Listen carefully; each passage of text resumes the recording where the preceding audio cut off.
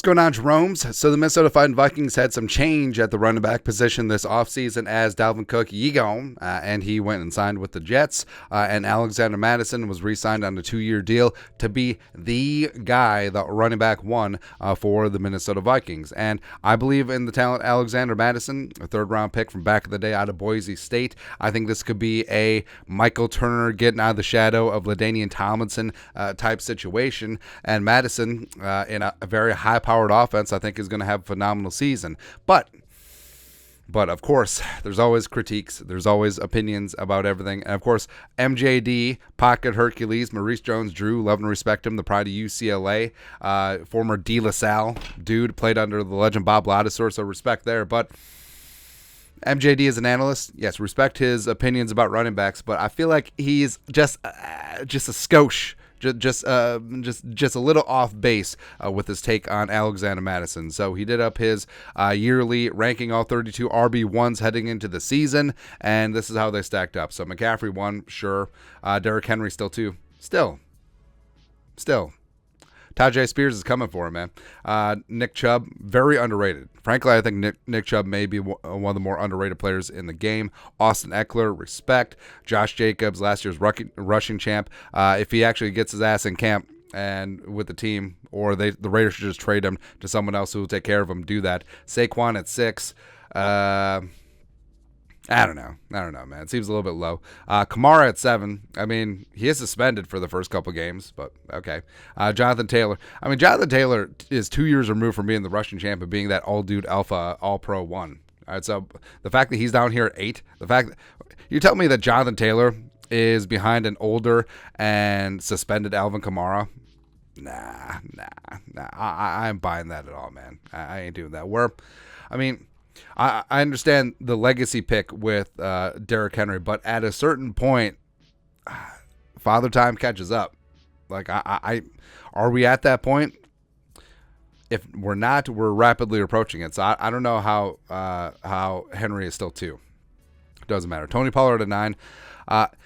So Tony Pollard might get Tony Pollard by Deuce Vaughn, which is kind of hilarious, man. But we said it for 3 years. Like, Tony Pollard has been the best running back on the Cowboys, but Zeke was just still there, and they were trying to justify that Lulu contract that Jera had given him from back in the day. Najee Harris, I think that he will get things together in Pittsburgh this year. J.K. Dobbins, if he's healthy, I mean, he's going to be legit in that offense. Damon Pierce, great rough and tumble meat and potatoes runner last year, a bit of a rookie surprise, and he was in that mix. I absolutely love Damon Pierce. Javonte Williams coming back from that ACL. Well, I'm rooting for him, but it sucks that Sean Payton is going to benefit from it. Not saying, I'm just saying. Breece Hall also coming back from that ACL. I think that so it's interesting that he listed Breece Hall as running back 1, as you know, he may start out the season a little bit slow. Dalvin Cook may be in the mix, but Breece Hall, he's younger at this stage of their career. He's better, frankly. I think Breece Hall is going to be an absolute stud. Ron Stevenson, even with Zeke in the mix, I think Stevenson is going to clearly be running back 1. Etienne, I mean, yes, you do have Tank Bigsby in the mix as well. It may be a bit more of a timeshare, but of course MJD has got love in his heart for the Jacksonville Jaguars backfield. Also, he was a Raider. Remember that? Kenneth Walker at 17. So yeah, Zach Charbonnet is going to impact that a little bit, but I mean, Walker was the truth as a rookie. He was really, really damn good. Also, he was great at Michigan State. DeAndre Swift. I don't know if you would call DeAndre Swift the Eagles running back 1, but I mean, I guess, because I mean, Rashad Penny's in there, Gainwell's in there. I don't know. Like, it really is a running back by committee. I mean, maybe Howie finds a way to trade for Jonathan Taylor Thomas, which would be ridiculous, man. Respect to Howie. Joe Mixon at 19. So I mean, TBD. Mixon still might be suspended. Despite what's going on, so sure, whatever. Then Mattison checks in at 20. So this is what MJD wrote. Now taking over as Minnesota's lead back after the release of Dalvin Cook, Mattison has played well in spurts, averaging 129.5 scrimmage yards per game in 4 contests as started since 2021. The biggest question surrounding the former third-round pick, can he produce as a full-time starter over an entire 17-game season? And Mattison is even above the rookies Bajan and Gibbs, all although they're going to be studs. Aaron Jones at 23. Aaron Jones taking that pay cut. Rashad White, Mostert. Pacheco seems kind of low, although he's more of a niche player. But Mattison at 20. I mean, I feel like that's a little bit low. Like, how is he below DeAndre Swift, who was a bust with the Lions, and now he's whatever with the Eagles? Okay. Walker's going to be split in time. Etienne's going to be split in time. Stevenson, respect. I mean, Breece Hall is going to be slow to start.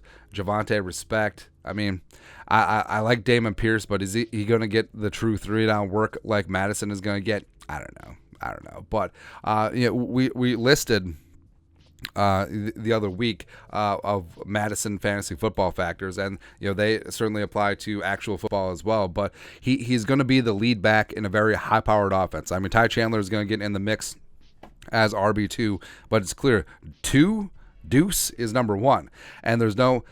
Like I said, there's no real running back threat outside of Chandler. Dwayne McBride hasn't grabbed that brass ring yet. King Kenne's been injured. So, I mean, it's Chandler as the very clear RB2, and the Mattison is there. He's adept on passing downs. He's great communicating with the offensive line. He's worked with them for a number of seasons. It's the second year in the offense. He knows and trusts Kirk Cousins, so that communication will be good to go. He's extremely solid as a receiver out of the backfield.